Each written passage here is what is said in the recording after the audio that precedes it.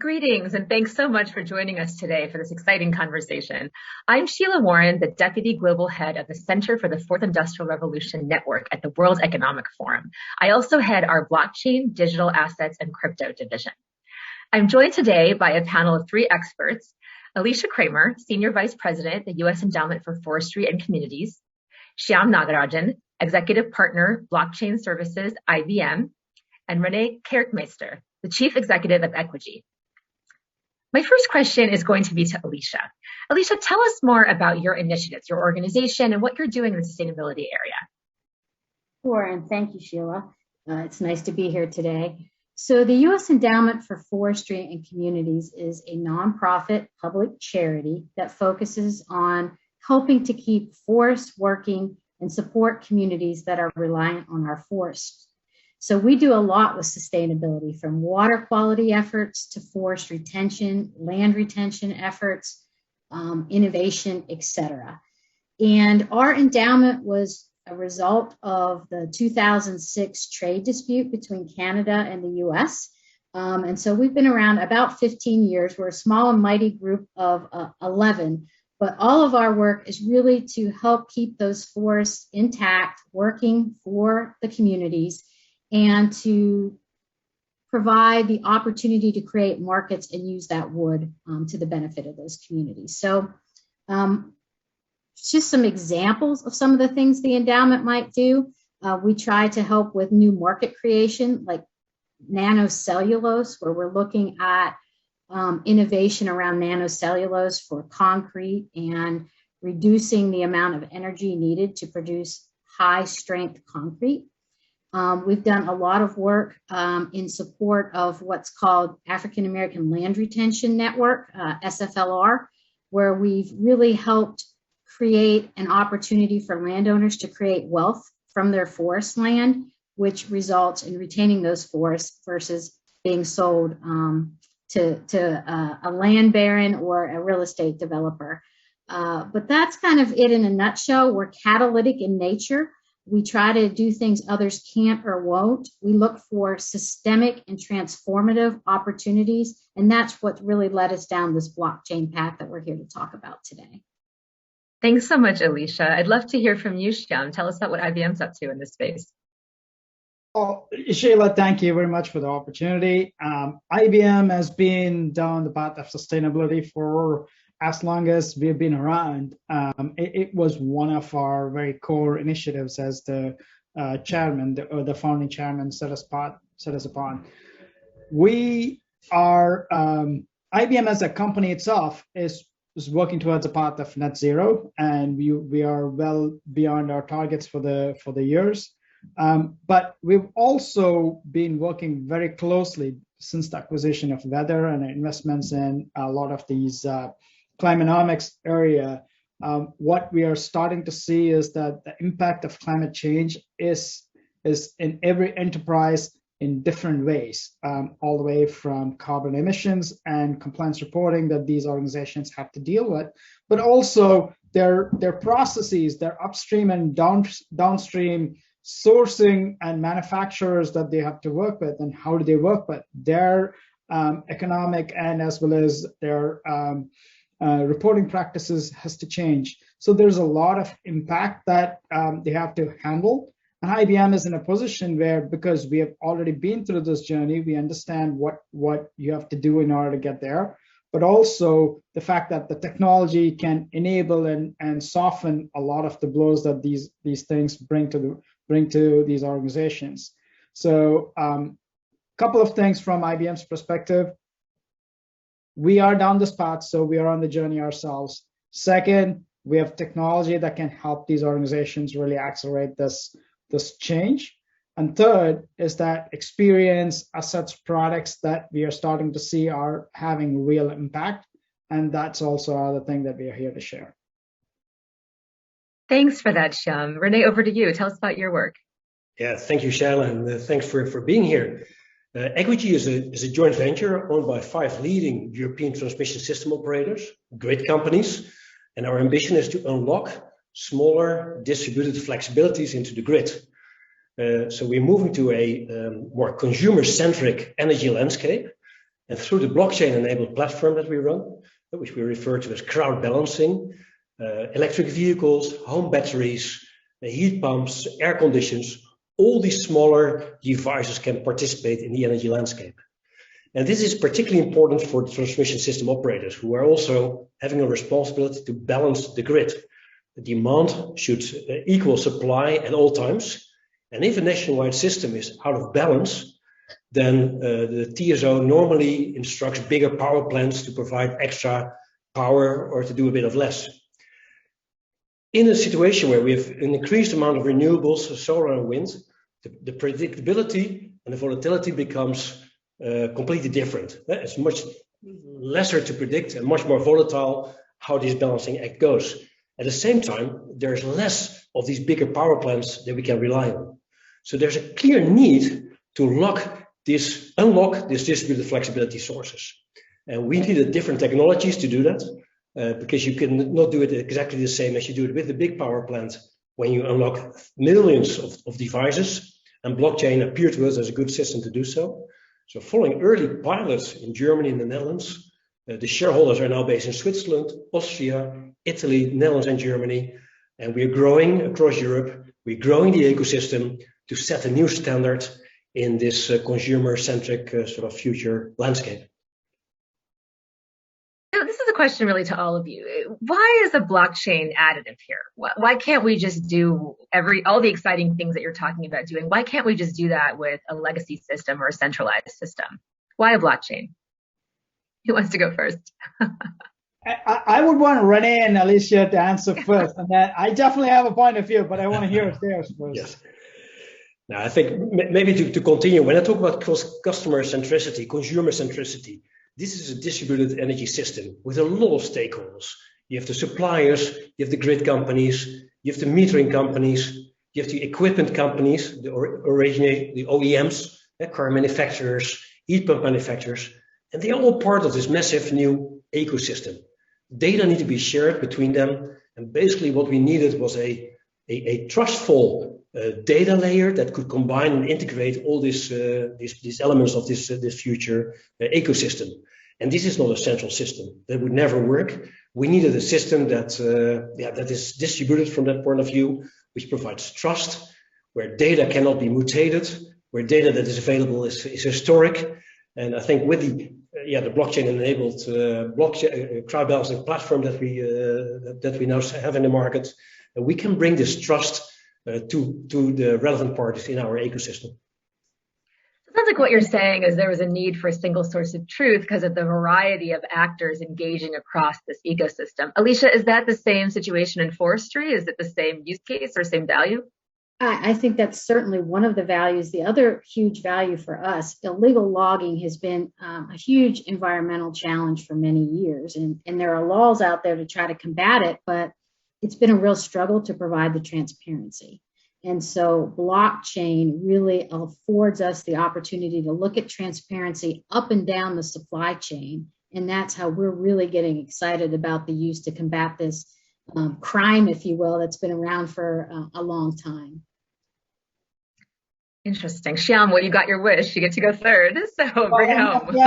I'm glad Rene and Alicia went ahead of me because they nailed it, right? It's truly about trust. When you're working in an ecosystem, you have partners, your suppliers, and as well as your buyers, and you have to work with them very closely. But you also have to share information, and some of this information can be very impactful on how your relationship actually occurs. And how do you do it in a way that the information cannot be misused? How do you do it in a way that the information continues to be trusted as over a period of time and again cannot be misrepresented?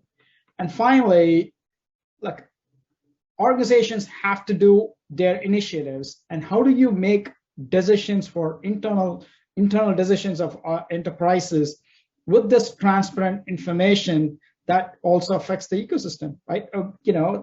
Trust, transparency in a non-trustable environment is what blockchain brings to the table. And it's again proven again and again to be very effective. And that's why we think when you approach sustainability as an initiative with blockchain, it's very impactful. And it's not just blockchain. I mean, there are other technologies that are equally powerful and are equally impactful as well. But it's when you are working with the ecosystem and a lot of partners, it is proven to be very effective. So it sounds like it's a combination of sanctity of the information, so that trust component, and then what the enhanced transparency can provide by way of accountability or by way of, Alicia, to your point, spotting errors, fraud, misappropriation, whatever it might be within the system is easier to do because you have enhanced transparency. So different question then. So assuming that we now see the benefits of a blockchain, are there any downsides of a blockchain? There's lots of discussion in the broader ecosystem about blockchain's energy consumption, et cetera. How do you think about that? Is net zero a component of your evaluation, or are there any downsides to the use of blockchain that you've observed or that you're aware of? Yeah, Sheila, let me go first on this. Yeah, sure. There's different types of blockchain. There's the open blockchain, there's the private blockchains. And when we did the assessment to make this worthwhile and having millions of devices talking on our platform, we realized that an open blockchain would not work because indeed the energy consumption would be way high.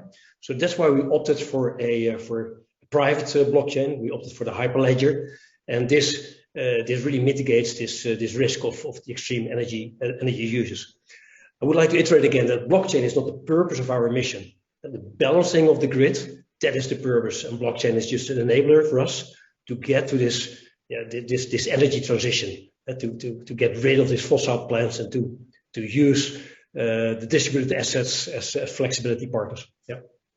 And I want to highlight that point. It's such an important point. Blockchain is a technology, and as such, it is a tool. And like any tool, it is deployed in a certain way for a certain purpose. And beginning with the problem you're trying to solve is essential in any technology deployment. So I'm curious, Alicia, just over to you. Is this similar? Are there any sort of negatives to the use of a blockchain? How have you made decisions about this distinction between public and permissionless and permissioned, et cetera? And then Shyam, a heads up, I'll turn to you. For those of our listeners who maybe aren't as familiar with those terms, if you can walk us through the difference between permissioned and permissionless and what that kind of means, and maybe create a structure for understanding there. But Alicia, first over to you. I think just as a reminder that the information in blockchain is only as good as the information that is put into the blockchain. So it can't, purify data. So just cleaning up that perception, and maybe also from a downside, the perception is that you have to have this as a special system, or you have to replace your SAP system, or this replaces your existing systems, and really just trying to communicate that this is able to talk with your existing systems. It is a layer that is in tandem with your existing systems. It doesn't require getting a new SAP system or replacing your existing SAP. And I think there's some perceptions out there that we've had to talk through with some of our potential users for Forest Trust is what we're calling our blockchain. So just overcoming some of those perceptions that are out there maybe. Appreciated. Shyam, over to you to kind of lay the land for us, like lay out the land. So how do these different systems function, and what are the major differences between them? Well, I'm glad you asked. It's like within the context of sustainability, climate change is huge. The impact of a transaction on a chain like Bitcoin or Ethereum can take as much as electricity that it would take to power a village for a period of time is massive, right? And that's having significant impact on the environment. So it's important to understand the distinction between public chains and permission chains and private chains. And blockchain as a technology is applicable for all. Bitcoin being the first instance of how blockchain showed up or manifested itself, started out with a consensus protocol called proof of work. The fact that you don't trust anyone in the world and everyone can do business together by using this complicated hashing mechanism and an algorithm to solve the cryptographic hash. And that is what took all this electricity to create that computing power to solve that complex equation. Now, there are other protocols like proof of stake, which including public chains like Casper Labs or Algorand or Hedera Hashgraph actually uses that addresses the same problem, but without the use of so much of electricity in order to solve this complex cryptographic hash. There are also permission chains. When you say permission, which means you are very selectively letting in who gets to be in your upstream and downstream partners that you work with. And in those situations, again, applying the proof of stake as the protocol for consensus, it makes it much simpler. Again, the percentage of electricity used in a proof of stake work is a really small, negligible percentage compared to something like Bitcoin or Ethereum. And that's the important distinction that people have to understand. Not all blockchains are both the same, and not all of them are to be applied for everything in the world. Some of them are very purpose-built. Some of them are impactful in some things more than the other. So in this scenario for sustainability, climate change, and environment, I think it's more efficient to go in with a proof of stake network, either be public or permission as the primary way how we implement these initiatives. So I should just note, because we don't have any Bitcoiners here to reflect that the Bitcoin argument is that proof of work is more secure. And that's something I encourage listeners to go explore. There's plenty of studies and research on this on both sides. It's a hot point of debate and contention within the crypto ecosystem. But I think the broader point that you make, Shyam, is a really important one, which is not all blockchain systems are the same. Not all cryptocurrencies or crypto is the same. There are different forms of this, and they're fit for different purposes. I think it's a fair way of putting it. And it sounds like in this case, you all are using permission systems for a variety of reasons, but in part because of the need for certain kinds of efficiencies and certain kinds of other things within your system. Any other comments on that particular topic or decision that you've made, and how you feel that a permission system is actually beneficial to the goals you're all trying to achieve, which again are the point of your initiative? I think maybe the confusion in the market on this very topic is good that we explain this again here, because I think the challenge that we had is not only the blockchain, which was in its infancy, and lots of challenges we have on the technology, but the bigger challenge was really to get the ecosystem up and running and to believe in this future energy landscape. And if you do that, then with a new technology called blockchain, and people immediately think of Bitcoin with their ups and downs and all these coins, it gives it a different feeling as to what it is you're trying to achieve. So it took quite a while, I think, for the public or the relevant public to get used to the fact that the private blockchain is completely different from coins, and that we just work in euros in the project, in the program, and not in, it's got nothing to do with coins. So I think that's a really helpful point as well, right? So when a lot of people think about a blockchain, they still think about a currency, a cryptocurrency or a coin or a token that sits on top of that. And in many cases, that is true. But I do think it's important to understand the underlying technology is a blockchain, and what sits on top of that, if you think about it as an application, might be something to do with fintech or payments or crypto. It might be something to do with tracking and tracing and supply chains. But that underlying technology does lend itself to a variety of different use cases. We published right when the pandemic, when lockdown started all around the world, we coincidentally actually published a giant toolkit on blockchain for supply chains and how you could think about how a blockchain might actually benefit in that particular use case, because you're trying to create, to the point some of our panelists have raised, this single source of truth that sits across a variety of actors in very different places. So I'm curious how you think about supply chains. And so maybe we'll start with you, Alicia, in the forestry context.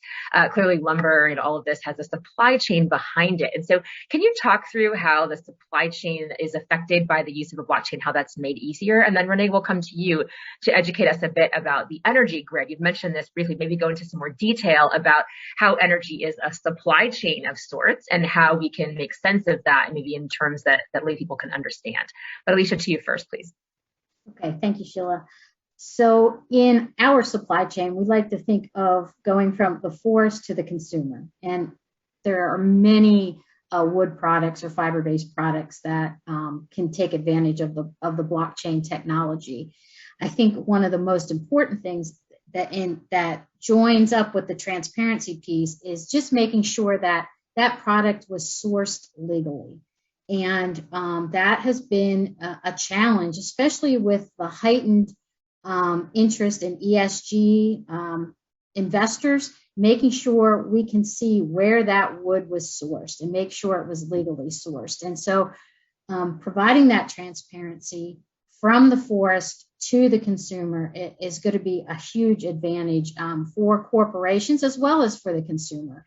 And we're very excited about the potential that it brings to watching this throughout the supply chain. It also is very complementary to certification efforts. So as we go about certifying wood, certifying forests, certifying products, having that transparency, knowing that the certification is there, making sure the certification has only been sold one time is going to provide a huge asset to various players within the supply chain. I think it's such a great point, Alicia, to note, because there are different methods of certification that have been deemed important depending on the context. So the blood diamonds, so-called blood diamonds, ensuring that in the diamond supply chain, child labor was not used or illegal labor was not used. Same thing, of course, in forestry, not so much the child labor, but this illegal source, but also just kind of the purity of source, right? So was this particular, whatever it was, gem, mineral, whatever it might be, was it sourced from a particular place that maybe is operating a mine or whatnot's operating with sustainable practices that have been externally certified by another body, so that particular material is sourced from that kind of place. This is proving to be more and more important, of course, as ESG becomes a hotter and hotter topic in the world that we live in. We'll get to ESG in one moment, but Rene, over to you on this topic of supply chains and energy, and walk us through how the supply chain overlay operates in the energy ecosystem. Thanks. No, the supply chain completely changes. In the past, it was you had a couple of big power plants, and they delivered the energy to the consumers in the field. And so it was a star configuration, a network topology with as we refer to, star configuration from supplier to the consumer. But in the future, where consumers have electric vehicles at home, home batteries, solar panels on the roof, heat pumps or air conditioning that you can change, it makes the consumer much more flexible. The consumer will become a prosumer. So he can absorb the energy from the grid, but he can also send it back. So the supply chain, where historically we only had to manage like in the tenths or hundreds of these big power plants, in the future landscape, we have thousands, hundreds of thousands, millions of these consumers and devices. And that change in the supply chain requires a complete overhaul in the way of thinking and a complete new solution. And that's the crowd answer platform. So it sounds like energy itself is becoming more distributed in terms of the source, and therefore matching that system underlying it with a blockchain, which is itself distributed, could provide value. Is that an accurate statement? Yeah, I think you would say like the energy transition brings much more remote sort of solar and wind farms, and they are not any longer on the traditional central places where they had to be in the past. And we hope that the fossil plants will be taken out of operation in the next decade. So we have to transition from this past situation to this new future where production is everywhere, consumption is everywhere, and it all needs to talk to each other. It's an optimization game between millions of devices, algorithm to algorithm, requiring complete new digital solutions. So maybe as a bridge into our discussion of ESG. So I think it's important to note, and I always find this kind of interesting, ESG, society tends to focus on the E, right? The environmental impact. Sustainability is defined as strictly an environmental or climate-related conversation, whereas in fact, ESG has three different components. And critical to ESG metrics are also things like diversity and inclusion, economic opportunity, these social factors, and of course, governance. And so our view at the forum, we are launching a new initiative called the Crypto Impact and Sustainability Accelerator, which is focused on all those pillars of E, S, and G, with the premise that the governance that underlies crypto economics, but also blockchain-backed systems as general matter, those that have a token attached to it, can actually be a very powerful way of shifting the conversation around ESG. But I want to start, Rene, going to something that you just said. as we see these new forms of energy take root, as there's more access, as these providers or sources of these different kinds of renewables and other kinds of new energy can actually feed into a grid and create almost an economy, do we see an opportunity for new markets, new financial inclusion, maybe in these remote regions that don't have arable land or haven't necessarily been part of the global economy? Do you see that as something we could leverage even a blockchain system to help promote and support? Possibly it could do as well. Although if you have a new system you can design from scratch, it's not like a transitioning from an existing layer to a new one. So I think if you have these new solutions and there's the design of the landscape, the energy landscape will be completely different. I would believe there will be more energy islanding in desert areas, where in continental Europe, and I guess in the US, there's already a lot of connectivity of grids, which makes it economic to find this optimum. So I think, of course, you can use some of this knowledge and expertise into these new areas, but I could also think of a complete overhaul, and that you really need to think of it as well. So for me, the ESG and the saving is more that we can decarbonize the energy landscape. The TSOs across Europe, the grid companies, they spend like 8 billion euros per annum and growing on this balancing act. And if we could do these first 8 billion in the next couple of years with green resources, batteries and electric vehicles, it has a massive positive impact on the energy transition, and it brings us a greener future. So that's our ambition first, in the next decade here in continental Europe, to decarbonize this balancing for all these grid companies across Europe. Alicia, how do you think about this economic opportunity component, or do you, within forestry? Is this something that is being considered, this kind of social component or inclusion component to the conversation? Well, certainly when you have illegal logging taking place, usually you have a tie-in with labor infractions or some type of labor violation. A lot of times corruption will tag along with illegal harvesting.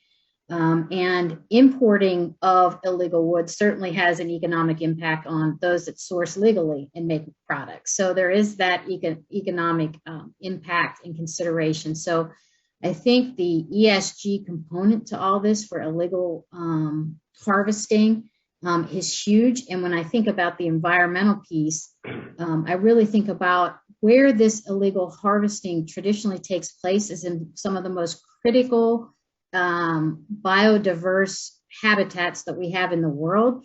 And ultimately, that is going to have a huge impact as we continue to look for ways to combat climate change and provide climate resiliency.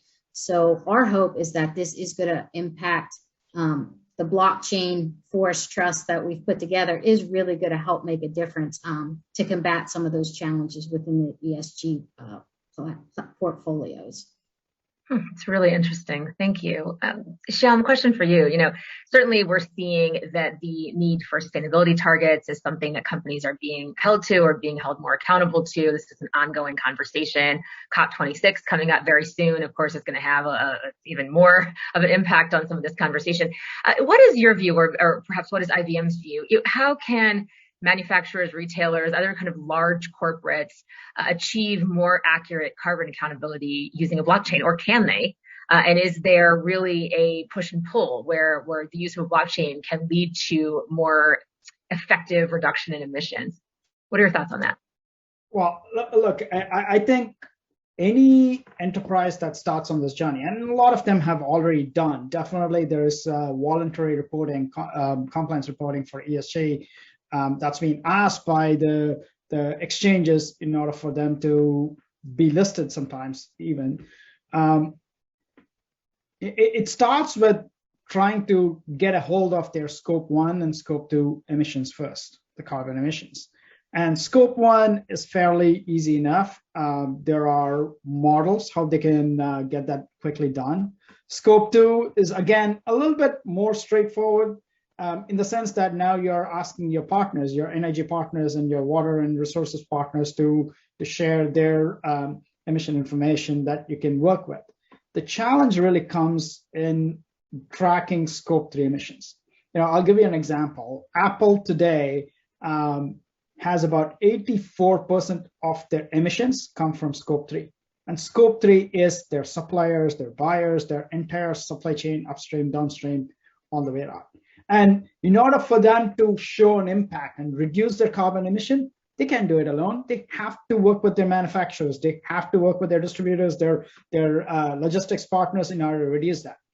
How do you do that? And this is where blockchain as a technology really comes in, gives them that first ability to capture this information across all these different partners as a trustable data. And after that, once you capture it, you need to be able to measure it and say, okay, it is what it is. Another fact that is a reality today is all these reporting is all estimated carbon emissions. They're not actuals. They're not actuals because they're not sensors out there measuring this information. And definitely no integration into all these systems that do the sensor measurements anyways. So again, that can shift as more inclusion of these IoT devices and automated devices and systems come in through blockchain as well. So the second step is to be able to measure them. The third step that we engage them is to benchmark them. When you say benchmark, now you're starting to say, okay, which supplier is better? And traditionally, procurements have been optimized to pick suppliers based on a price and delivery times and quality of product that they produce and all that stuff, which is good. But now when you add the weightage of sustainability ratings for these and carbon emission ratings for these suppliers, suddenly your criteria shifts, and how you partner with your suppliers also changes. So again, benchmarking plays a big role in there. And finally is about reporting. And when I say reporting, it's not just about reporting, because you as an individual organization have a target for the year that you have set. Now, all the way starting from the beginning of the year, when you do this as a process, you know where your target is going to end because you have predictability analytics that can say where it can go. Now you can put actions in place. Let's go to this particular supplier and help them put decarbonization initiatives that can reduce their emissions, and therefore we can achieve our targets. Again, it comes back to it's not something that a single company can do it alone by themselves.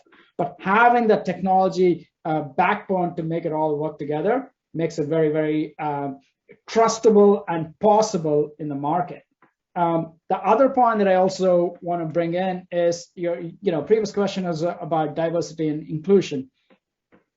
What we are also starting to see is in these procurement organizations of these enterprises, they have very specific goals around, we want to bring women-owned entities and have them as part of our inclusion, or we want to go after a certain percentage that's from African-American owned entities and the likes, right? Again, putting these initiatives provides them responsible sourcing suppliers, the ability to track and trace end-to-end. Second thing is verification of certifications and sustainability certifications, diversity certifications, and finally inclusion certifications, whether they are fair labor practices, whether paying all their employees the right wages and so on. All of this brings it back in a form that the procurement can make more intelligent decisions and therefore, again, bring back to their objectives of sustainable ESG reporting as well. So it sounds like there's incentive alignment from the standpoint that, all the way down this supply chain we've been talking about, the end user almost will have the ability to kind of see where the different emissions and whatnot are all happening. I think there's been criticism, in the ecosystem about this whole net zero concept, the idea that the incentives there were really to just offset as opposed to decarbonize, which is a different thing. And I think we've heard quite a bit about decarbonization from the three of you. So I'm curious if you could just comment on net zero in general, how you feel that the new transparency, Alicia, to points you've raised, that a blockchain could provide, could maybe transition us from an offset world to a decarbonization world. And I'm just curious to get thoughts from the panel on that. Rene, it looks like you're leaning in, so we'll start with you. Yeah, no, thanks. I think the transparency, like if we have these devices on the blockchain, we can of course easily report them what sort of device it was, if it was green or not. So that will help us to give the reporting in terms of and that will become more public, and that will drive, I think, further decarbonization in the system. So transparency of that data is huge, and the blockchain will help us. Of course, we have to adhere to all privacy legislation and stuff like that, but we can measure and easily see and trace then the CO2 emission on this. So that will help us making it more transparent and managing it down. It's interesting to think across this ecosystem, right? Because as Shyam was alluding to, without being super specific, there are different parts of any particular supply chain where a lot of the carbon emission occurs, right? And that's not true across everyone. By the time you get a certain component, the carbon emissions have happened, if you will, right? They're at a prior point in sort of the history of whatever that product would be. Nevertheless, you as maybe the person who interfaces with the consumer directly are on the hook in the face of that product and therefore considered accountable in our broader view that we now have as a society for what happened at previous moments along that supply chain, even though you yourself weren't necessarily the entity controlling, the particular approach that was taken or what energy source was used or whatnot. And so I'm curious to what you think will play out here, right? Because do you think this collective effort and understanding that we all, maybe as actors across that entire supply chain, need to be making investments to a certain part of the supply chain to ensure decarbonization is happening? Or do you think there'll be more of a throw a supplier under the bus, kind of thing happening where as there's more and more pressure on ESG metrics, do you think we're going to see a disavowal? That wasn't my entity. That was something I'm not. How do you see this playing out? I'm really, really curious about this because thus far there's been quite a bit of playing nice within, I think, these industries, at least what the public sees. But is that inevitable? Are we going to see this differentiation happening? Yeah, for me, I think the route where we have to go is becoming more and more clear across Europe. We see how we need to decentralize the system. We also now have the technology to do it.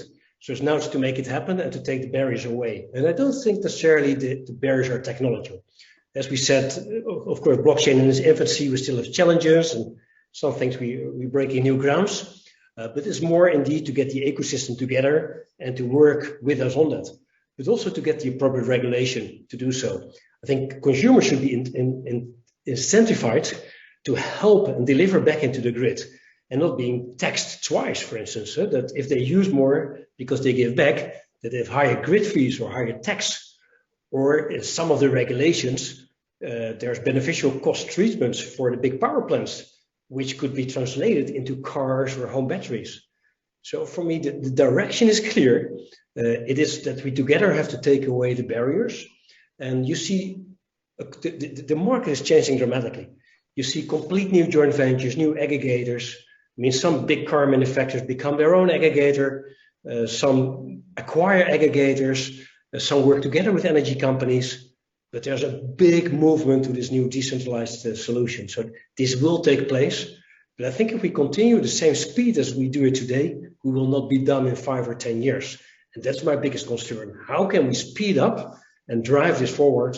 And that's where I'm also grateful having another podium here to spread the news and to grow the solution. And it sounds, so another thing that's vectoring in here is that there's still a lot of incentive to find the cheapest sources of energy possible. And that's true across a variety of industries, right? And so while certain renewables are becoming more cost effective and cheaper as there's more demand for them, of course, this is a market like any other. Nevertheless, fossil fuel based energy in many parts of the world remains the cheapest source of energy. And so how do we address that? How do we deal with that? And I imagine there's an analog in the forestry industry as well, where there are just certain sources of illegal lumber, right, that are just going to be cheaper than others. And how do we think about that from an ecosystem perspective? So maybe we'll start with you, Rene, again, and then go over to you, Alicia, for maybe give us some how to think about this in the forestry ecosystem. Yeah, no, indeed, it's a fuel mix and a key merit order. And I think that it's a game to drive the cost down for the renewable sources. But if we start at this balancing mechanism that we are targeting, if the system is short, you could either ask a gas-fired station to burn more gas, or alternatively, ask the cars to stop charging. And I know what's cheaper for the system. So we should get the regulation clear that we don't have to burn an extra coal, but that we give the right incentive for the car owner that doesn't need his car in the next 2 hours to stop charging that car. So we need to get more smart on that, and that's for the balancing. And I think in the longer run, the cost drivers for the offshore wind farms, the new fuel solutions will hopefully also provide greener solutions than the ugly coal and fossil plants that we have. So it sounds like you see a role then for regulators maybe to bridge us to that point when the cost realities shift, right, in favor of the greener sources of energy, which maybe is not the case, and at least not in every jurisdiction at the moment. Is that what you're saying? Like maybe there's a bridge here, and we can look to clarity and regulation to make very, very, very certain that the incentives are aligned. Because if you're using certain forms of energy, it either becomes very, very expensive to do so, or maybe even illegal to do so. Correct. We should take out the perverse incentives in the current system, because I think the fundamentals of the system are right. As said, it's cheaper to stop charging a car than to burn more gas. So if you get those principles well fitted in regulation, then you don't even have to give subsidies. It's just making it a level playing field. Alicia, is the same thing true? Do you see this role for regulators? Is there some move they can make that will further incentivize the use of renewable methods? I think so. And I think as we think about, until we cross that bridge that you just mentioned, trees are our best tool to sequester carbon or to combat carbon emissions. And so the more we can do to provide transparency into that role of trees, the better off we are. And I think that's a huge advantage of blockchain. I think the leading cause of deforestation in the world's forest is illegal harvesting. And using this technology to help combat that and keeping those forests intact, at least give us a way to combat those carbon emissions until we can cross those bridges and get the energy balance correct. The forum has an initiative actually called 1 Trillion Trees in recognition of that exact fact that you laid out, that this is the best way, remains the best way to date to sequester carbon, which is critically important in the fight, I think, is really what we're in the That's war right. we're in against climate evolution. Shyam, I want to come to you on this governance question that we kind of alluded to earlier, which is, do you see consortium governance or other blockchain governance helping with what one might see as a potential fracture within ecosystems, where some actors maybe can get assigned more of the blame, if you will, about some of this activity?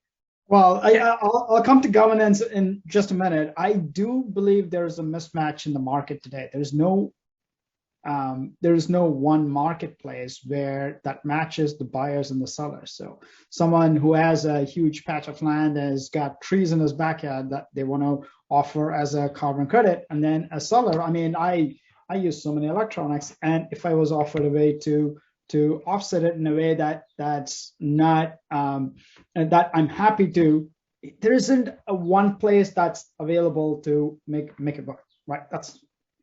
There are options in the market, but it's not a marketplace. It's not easy enough to have an individual's impact. Second thing is, I also see there's a lot of innovative projects that are occurring in the market. I'm working with a company that's based in Latin America, and they own huge patches of forests in the Amazon forest, and they are offering to sell individual trees to people who can own it for the next 20 years and can get the carbon credit from it. That's fantastic. It's a tokenization of the asset, which is a tree, and that becomes an asset of that individual. It can be traded, it can be used to offset. So it opens up different possibilities. The same thing is possible for, I have a solar panel sitting on my roof and it's generating electricity. It allows me a marketplace that allows me to bring assets, carbon assets, offset assets, and also buyers who have a need for all of these, so can be offset, would be very interesting.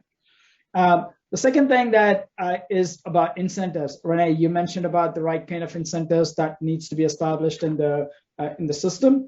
This is where I do believe cryptocurrency can play a big role, right? When you associate these assets with the right cryptocurrency and then maybe make them into NFTs. NFTs are uniquely made for that particular asset. It allows that arbitration that can be done in the market, and eventually it can be securitized, and the ESG investments can allowed to be flowed into it.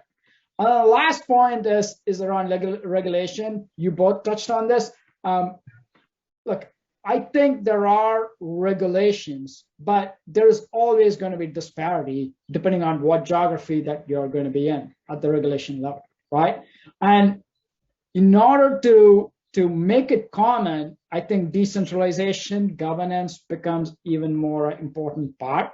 In general, there are some accords, the Paris Climate Accord, the Japan Tokyo Agreement. All of these becomes a framework as well as the UN goals that make it viable. But a decentralization with a level of independence and freedom for the individuals to operate within the construct of how it comes together can be very, very helpful. What I have found is that governance is very, very important. There is general levels of agreement that needs for it to operate on. But if it gets too specific, it can get very onerous. And this is where kind of a fine line between a regulation and how much of freedom you offer has to occur. But it's an evolving field. And I do believe there's need for more work and proof that it can work together in the market. It's such an interesting question. I think we should spend a moment here because no one, I think, is suggesting that we regulate technology. And as we've noted multiple times, blockchain technology is a technology, right? You can think about it the way you think about any code or any software. In and of itself can be used for a variety of different purposes, and part of the role of the ecosystem is to decide like what purpose is a particular form of a blockchain suited for. We've spent some time on talking about that in this conversation. But you can regulate the activity that a blockchain is tracking, some of the points we've raised. You can create accountability.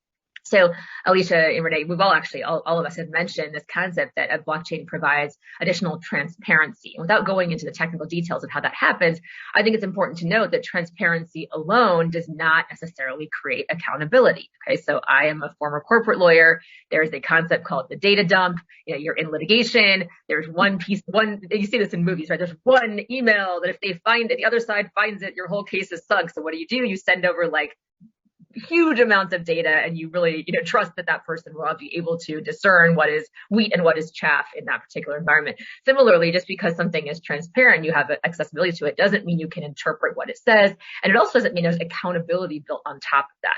So part of what I think that you're all alluding to is this idea that a regulator or an external body, even it could be a standards body or something, it doesn't even have to be a regulator formally, right? It could be a policymaker of some kind, could actually come in and say, this is the information that is relevant and important.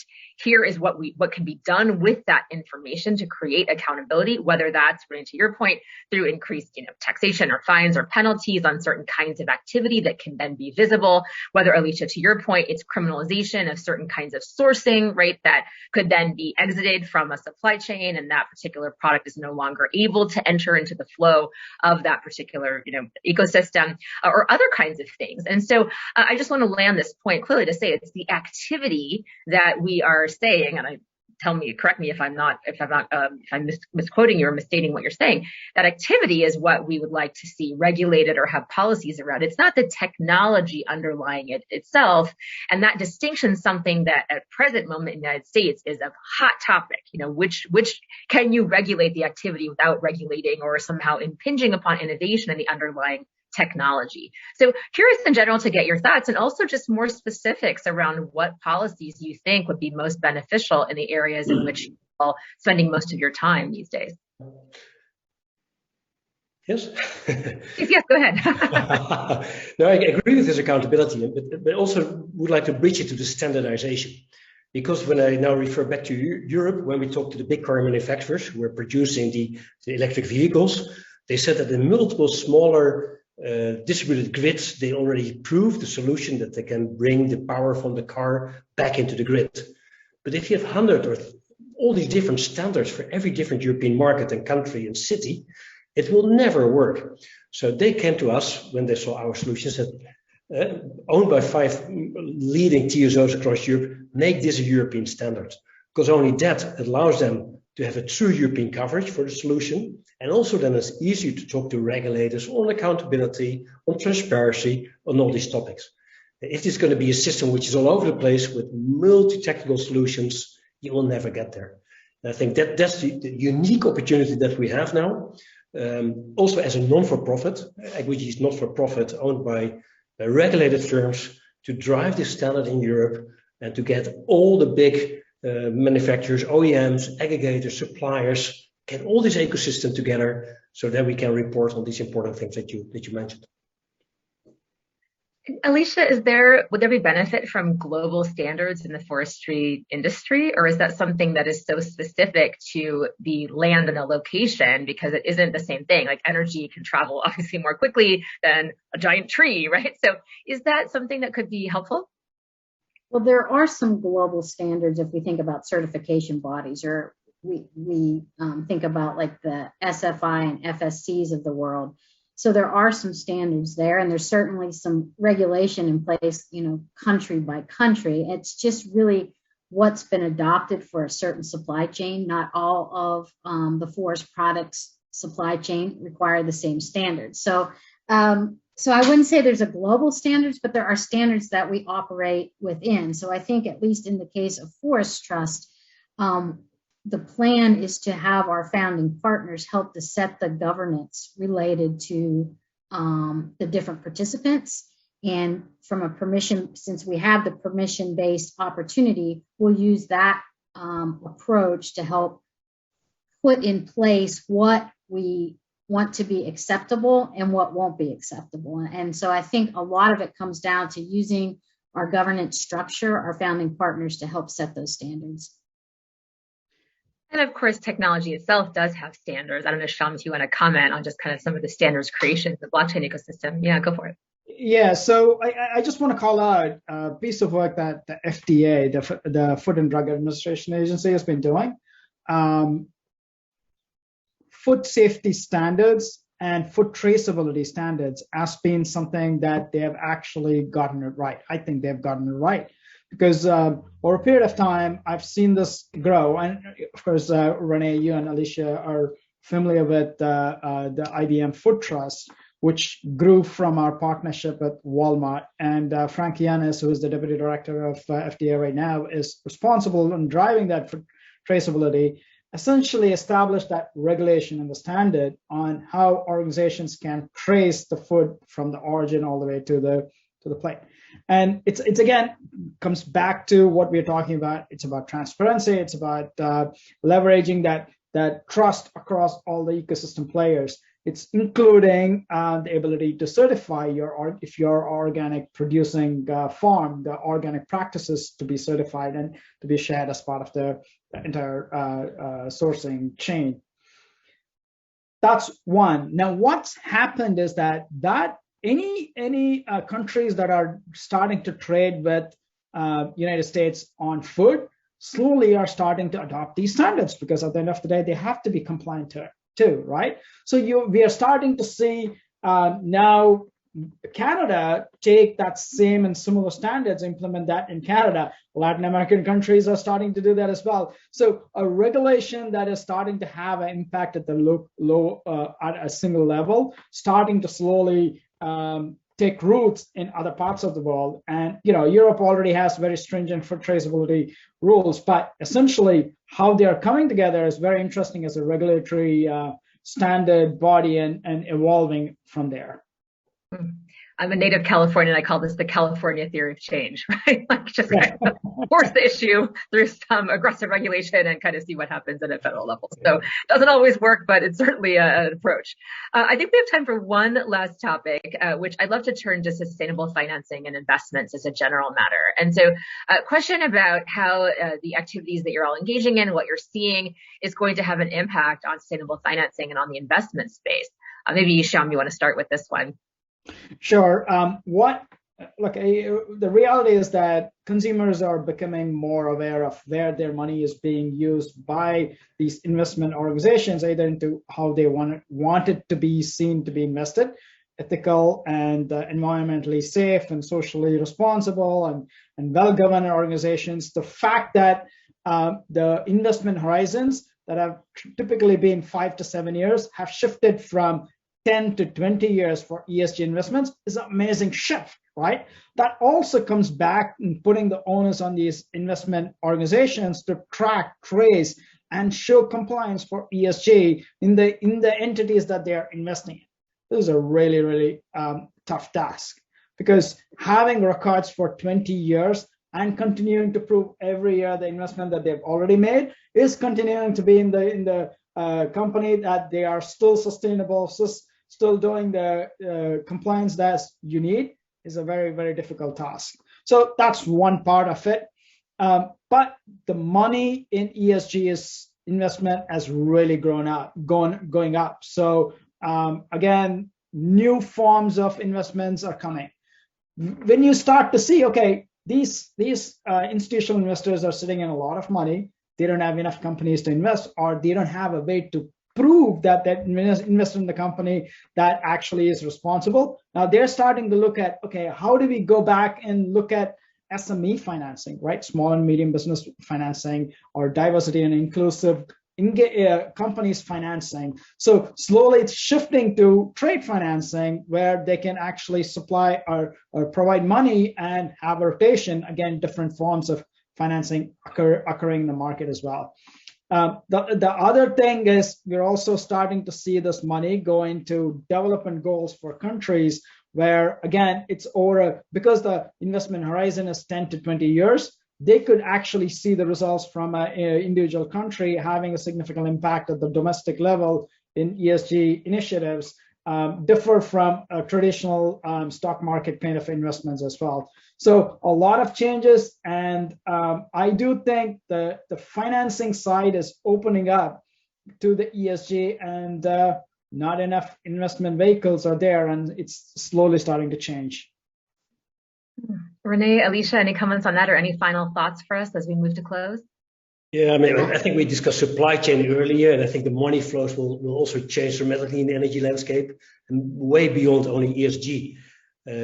For instance, if you have this smart energy system, discussions whether you need more grids investments, a huge amount of billions of dollars or euros, or you make the system more smart, but also the investment for OEMs and batteries that can also become a money maker themselves. So there's many more indirect changes to this energy landscape. So as the supply chain is changing, the money flows will completely shift around as well in this market, more than only ESG related. And I think, Sheila, up until just recently, ESG was really a feel-good theory or a feel-good concept. Now, having the technology to actually track the metrics that prove those different criteria within the ESG platform is going to really help move the needle. I think you're going to get the investment dollars there because you can track metrics now. And that just hasn't always been there. So being able to see the transparency, being able to assure a good quality supply really will help move the needle there. And I think for corporations and entities participating, it's going to really help with reputational risk and looking at how to really improve upon what the corporation is claiming versus what they're delivering. Well, Alicia, I couldn't think of a better note on which to close us. I think what we're hearing is watch this space, stay tuned. There's a lot of developments that are going to happen in sustainable finance and investments and supply chains, in ESG, and the accountability we create within our systems, energy, forestry, food. We've heard so many different applications of what could happen here. I personally am very inspired.